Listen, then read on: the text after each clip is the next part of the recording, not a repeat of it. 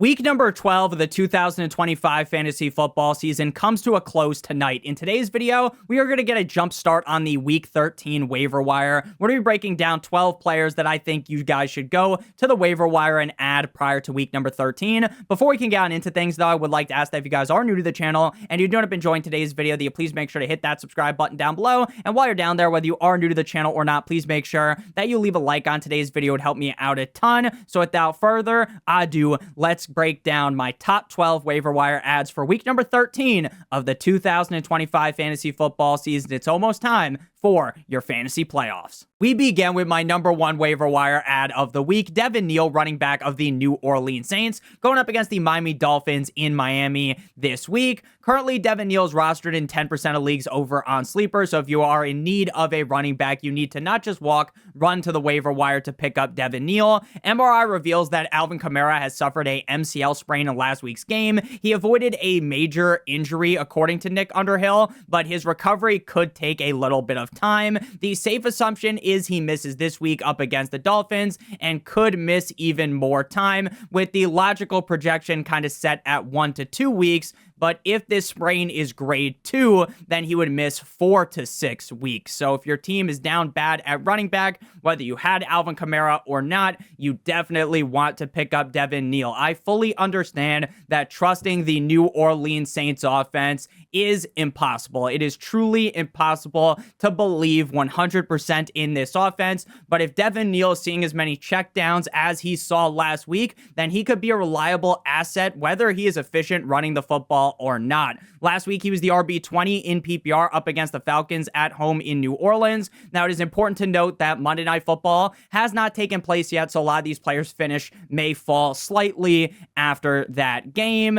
Devin Neal was the RB20. Like I said, they lose the game 10-24 because Tyler Shuck looks like he forgot how to play football. 7 rushes for 18 yards and 5 receptions on 7 targets for 43 yards. Again, I'm not here to claim that Devin Neal is better than Alvin Kamara. I'm not here to claim that Devin Neal is a league-winning running back that you can get for free off the waiver wire if you're in a fab league. I wouldn't blow all my fab wad on Devin Neal because I don't really project him to be a league-winning running back just due to how the Saints offense is currently, but he is definitely worthy of a waiver wire ad. Again, if you're down bad at running back, there are far worse options than starting Devin Neal up against the Dolphins. Then we move to Chimere Dike, wide receiver of the Tennessee Titans, going up against the Jacksonville Jaguars this week, not in Duval. The game is in Tennessee, 23% rostered over on Sleeper. Now, Chimere Dike has been a guy that I've given the Gawk 9000 special to before. We have seen him have big games previously. The problem with Chimere Dike, it's just like with Devin Neal, you simply find it very hard to trust an offense like the Tennessee Titans last week. Wide receiver 18 in PPR versus Seattle. They lose the game 24-30. 5 receptions on 7 targets for 44 yards and a touchdown. He also does get kick returning opportunities. For those of you who are in leagues where you get fantasy points for that, that definitely would give him a major bump up. So if he is not rostered in your league where you get punt return yards, kick return yards for the player, you definitely want to scoop him up. He had 98 return yards last week, as well as a touchdown. Now, in terms of the snap counts last week, 91% for LA Rams legend Van Jefferson, 80% for Chimere Dike, 45% for James Prochet, 25% for Xavier Restrepo. I don't know why, I just had a fucking spasm trying to say Xavier Restrepo's name. Miami Dolphins legend, not a Dolphins legend, Miami Hurricanes legend. 11% for Mason Kinsley. In terms of the targets, 7 for DK, 6 for Xavier, 3 for Prochet, and 1 for Van Jefferson. Again, do I trust Chimere Dike week in and week out? No, but if you need a flex play, if you need a wide receiver 3, Chimere Dike is a fine fill-in due to the amount of upside that he clearly has. We've seen some big games before. It's just that his floor is kind of, in the basement because of the offense that he is in. Now we move to Chris Rodriguez of the Washington Commanders going up against the Denver Broncos this week at home in Washington. 29% rostered over on Sleeper. Chris Rodriguez Jr. is is a running back, for those of you that do not know who he is. Now, the Commanders were on bye last week, so we have to go back to week number 11 for his last showing. Running back 29 in PPR in week 11 at the Miami Dolphins, even though it wasn't technically in Miami, it was in Spain. They lose that game 13-16 in overtime. 15 carries for 79 yards and 1 reception on 1 target for 6 yards. He has now scored a touchdown in 3 of his last 5 games. In terms of the snaps in that matchup, 45% for Chris Rodriguez, 27% for Ja'Cory Krosky-Merritt. He has lost all his aura. He's no longer Bill. He's Ja'Cory. And 25% for Jeremy McNichols. In terms of the touches, C-Rod, Chris Rodriguez had 16 for 85 all-purpose yards. We saw JCM 10 for 33 all-purpose yards and McNichols 6 for 29 all-purpose yards. Chris Rodriguez is another guy that is far from a sexy name in a far from sexy offense. But again, if you're down bad at running back, this is a guy that continues to have a nose for the end zone.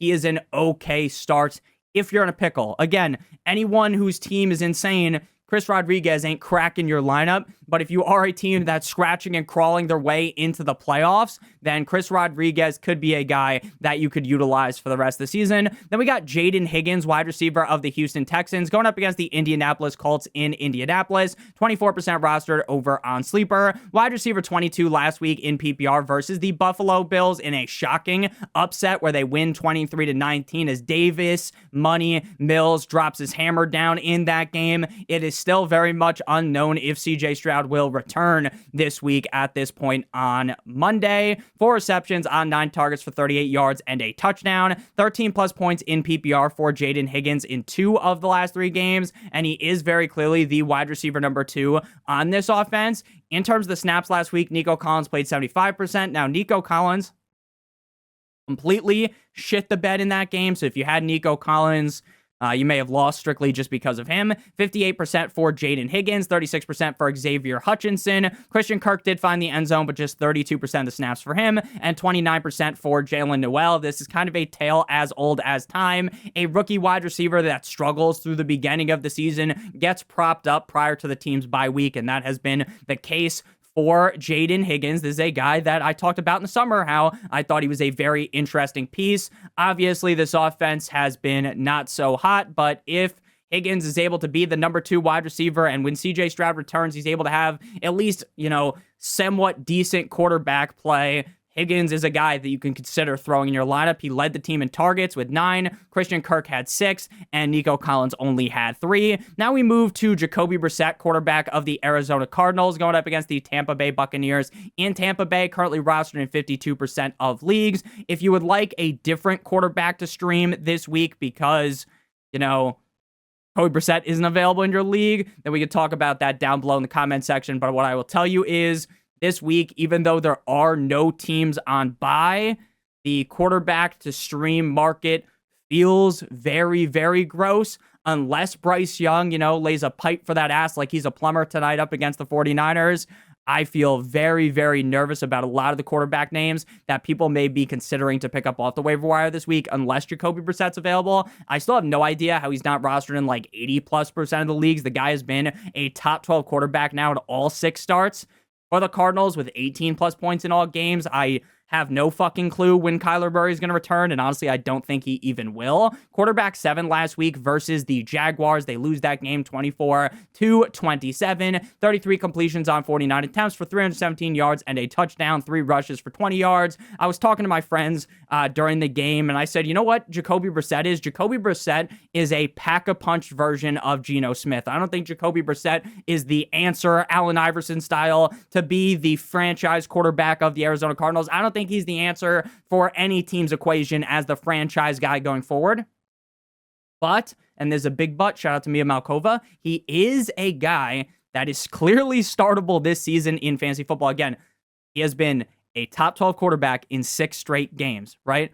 Very hard to find, even with some of the elite quarterbacks in the NFL. So while you may not trust Jacoby Brissett with your life, at this point, you should. The guy's played great, and the Buccaneers defense, not looking too hot as of recently. Then we moved to Darren Waller, tight end of the Miami Dolphins, going up against the New Orleans Saints, 29% rostered over on Sleeper. Now, Mike McDaniel said today on Monday, so yesterday, if you're watching this on Tuesday, right before your waivers go through, that Darren Waller's return to practice window will be opened on Wednesday in his return from the pec injury. Does that mean he returns and plays up against the Saints this week?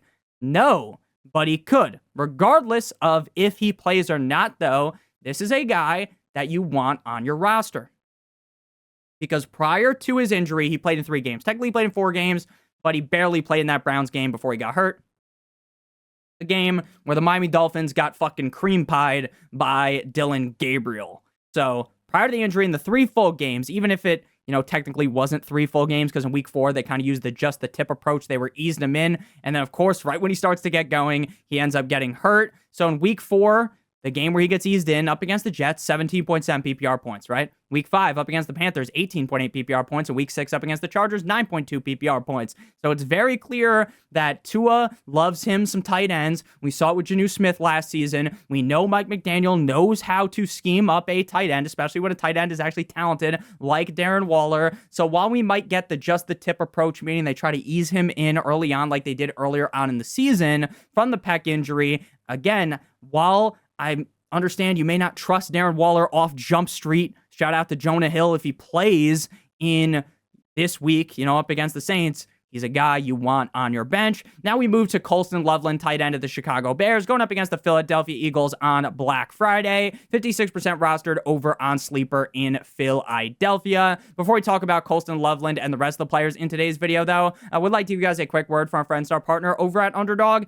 If you're brand new to Underdog and sign up using promo code Notorious or by clicking on the link in the video description, you receive a free pick plus a first-time deposit offer of up to $1,000 in bonus funds, as well as if you play $5 on the pick'em, you receive an additional $100 in bonus funds or in bonus entries. How does the pick'em work? It's incredibly simple. You make at least 2 picks on the higher or the lower for the players. If those picks hit, you get paid. If you do multiple other picks, then the payout will be higher, but obviously all of the picks need to hit. Make sure you guys do check that out, promo code Notorious, or by clicking on the link in the video description. Now you might be thinking, Nick, why do you have Colston Loveland ranked below Darren Waller? And it's very simple to me. Darren Waller is the clear tight end 1 on the Miami Dolphins when healthy. Colston Loveland and Cole Kmet are basically in a scenario here where they're both going to play a very similar amount of snaps every single week, and Colston Loveland is not the true tight end 1. Now, while he has it in him, while he has that dog in him, woof, woof, right, where he's going to have these big games like we saw last week, tight end 3 in PPR versus the Steelers. They win that game 31-28 up against Mason Rudolph, the red-nosed reindeer, 4 receptions on 5 targets for 49 yards and a touchdown. He's had 4+ targets in 6 straight games. He's not a guy that I would guarantee to be a top 12 finisher rest of season. Why do I not feel that way? Because Cole Kmet eats into his workload. In terms of the snap counts last week, 65% for Loveland, 63% for Cole Kmet, and 29% for Dolphins legend Durham Smythe. So while I think Colston Loveland is one of the better tight ends in the NFL already, I thought that he was a great prospect coming into the NFL. So obviously I believe strongly in him, and we have seen the flashes. Shout out to Barry Allen, those big games. But ultimately, he's really just a guy that's a high-end tight end too with big upside, but his floor isn't like a top 12 guy, which is why I have him ranked here. Then we got John Metchie going up against the Atlanta Falcons. John Metchie, Houston Texans legend, now on the New York Jumbo Jets, 8% rostered over on Sleeper. Wide receiver 10 last week up against the Baltimore Ravens in Baltimore. He loses that game 10-23 because the Jets are a complete and utter fucking disaster, and it would be shocking to say that they won a game, especially up against the Ravens. 6 receptions on 7 targets, 6-7 for 65 yards and a touchdown. Back-to-back games now for Mr. Metchie with a touchdown. A nice round of applause for him. In terms of the snap counts last week, Metchie, 86%. Adonai Mitchell, 85%. And then there's a strong drop-off. Allen Lazard, Packers legend, 41%. Isaiah Williams, 27%. And Arian Smith, 24%. John Metchie and Adonai Mitchell both had 7 targets. Metchie was the actual productive one, though, as Mitchell had just 2 receptions on those 7 targets for 42 yards. I'm still a believer in Adonai Mitchell. We'll be talking about him later. But as of right now, if you're like, Nick, who do you prefer this week up against the Falcons? It would very clearly be John Metchie. The guy scored a touchdown in back-to-back weeks. And with Tyrod Taylor kind of steering the ship here, while I don't think Tyrod Taylor is, the answer, right? He's not the Jets' future. He is better at throwing the football than Justin Fields. Justin Fields was simply inept at doing that, which is shocking for a starting quarterback in the NFL that's gotten paid as much as he did and got drafted as high as he did by the Chicago Bears. Now we move to Andrei Iosivas, wide receiver of the Cincinnati Bengals, going up against the Baltimore Ravens. This game is on Thanksgiving. I think this is the 8 o'clock game on Thanksgiving. I may be wrong, though. 36% rostered on Sleeper. I hope you guys all have a great Thanksgiving. By the way, we will be live on Thanksgiving, live on Black Friday, live on Sunday as well. I do appreciate all that you guys have given me through all these years of making these videos and streaming. It means the world to me.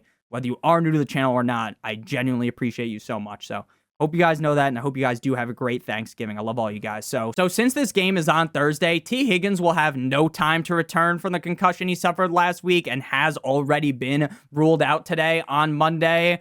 T. Higgins, if the game was on Sunday, may have been able to go. Honestly, I'm as much of a doctor as Johnny Sins, but based upon watching the injury on my television, didn't look like he would be back this week, even if it was on Sunday, or even if the game was on fucking Monday, or if the game was next Tuesday, like it was during the COVID season, right? I still don't think he would have been able to go. Wide receiver 29 last week versus New England. They lose the game 20-26.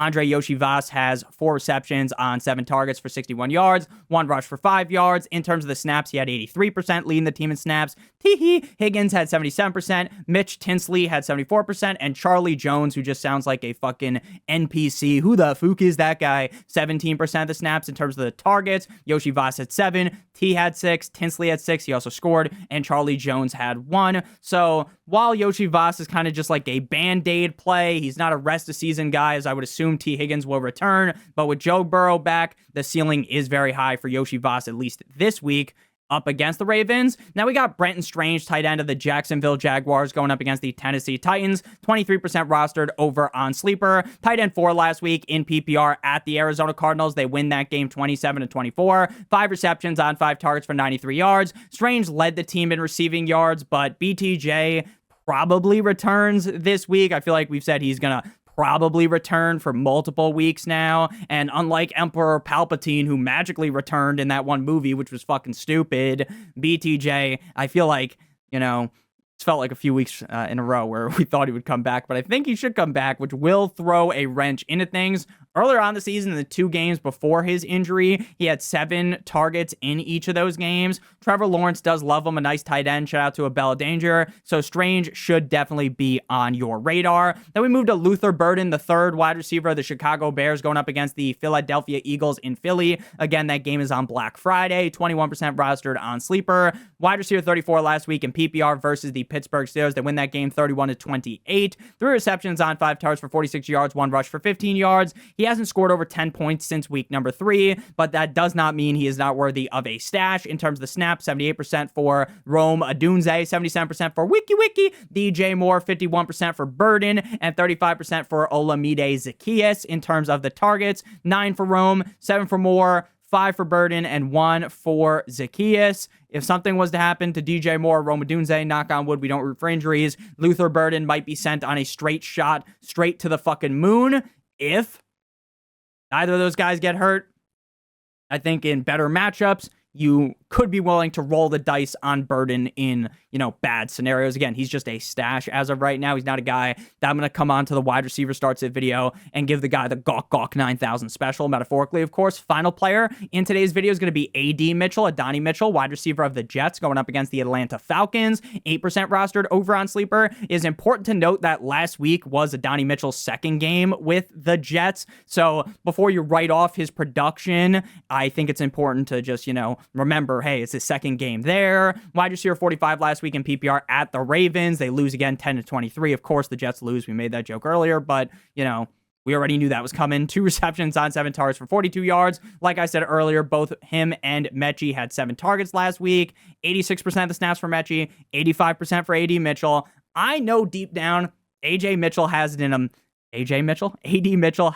him to be a good wide receiver for fantasy football. I just know he does. I thought he did out of college. I thought he would do it in Indy. We've seen the flashes. We just need to see that consistency. But again, as of right now, there's a reason why we talked about John Metchie way earlier than this, because I have significantly more confidence as things stand in John Metchie compared to Adonai Mitchell. So thank you guys all so much for watching. If you've been enjoying, make sure you guys hit that subscribe button down below like it owes you some money. Leave a like on today's video to help me out a ton. If you want to follow me on Twitter or X, please do so at NotoriousFantasy. Hope you guys all have a great rest of your guys' day. Hope you guys have a happy Thanksgiving. Love you long time. As always, good boy!